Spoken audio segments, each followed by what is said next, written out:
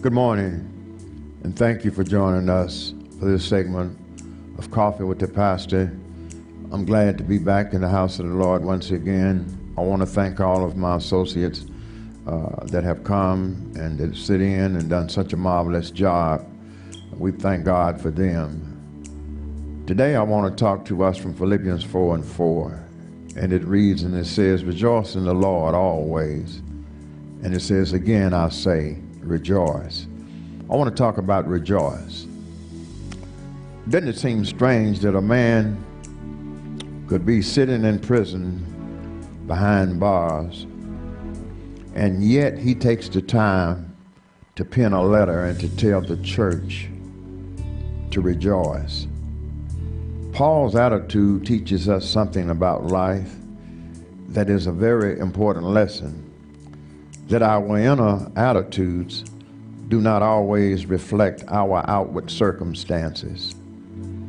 Paul was full of joy because he knew that whatever and no matter what happened to him, that Jesus was with him.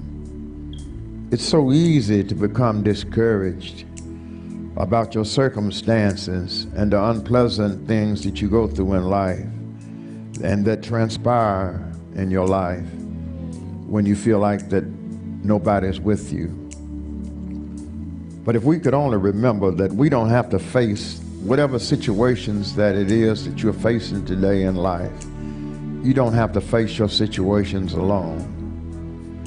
Jesus is always close to us to provide us with strength, courage, hope, and help. So Paul here in this letter today, he's determined to have some joy in his life despite the circumstances that he finds himself faced with. Despite his confinement, he would say to us today that I've learned how to be content in whatsoever state that I'm in.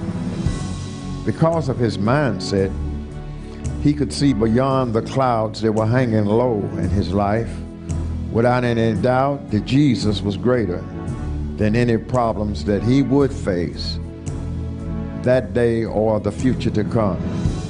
So he invites and he writes the church to rejoice in the Lord always. I want to say to us today that you are fighting a wall of circumstances. Stop allowing the devil to steal your joy, your peace, your happiness, and your satisfaction.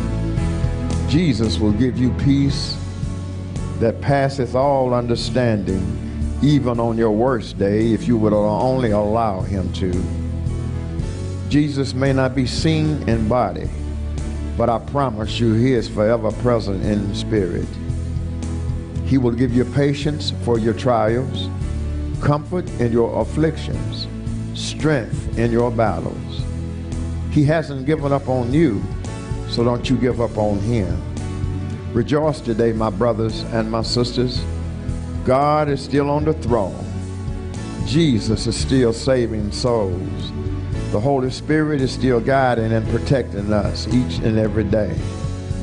As I leave you here on this morning, the Bible teaches us some very important keys that enable us to rejoice. First of all, be prayerful, because prayer still changes things, and learn to pray without ceasing.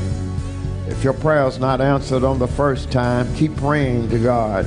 If it's not answered on the second occasion, keep praying and giving it to God.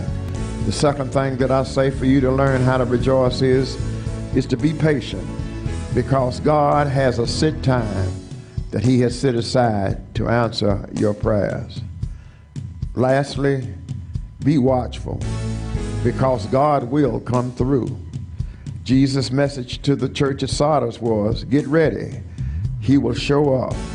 And when he does show up, he will sure enough show out. So I say to you today, brothers and sisters, rejoice. Blessings upon you, blessings upon your family. Just stay in the path that God would have you to walk in. And I will guarantee you that everything will be all right. Rejoice in the Lord and be glad. This is the day that the Lord has made. God bless you. God keep you. And I pray that these words have benefited you and given you some strength in your day. God bless.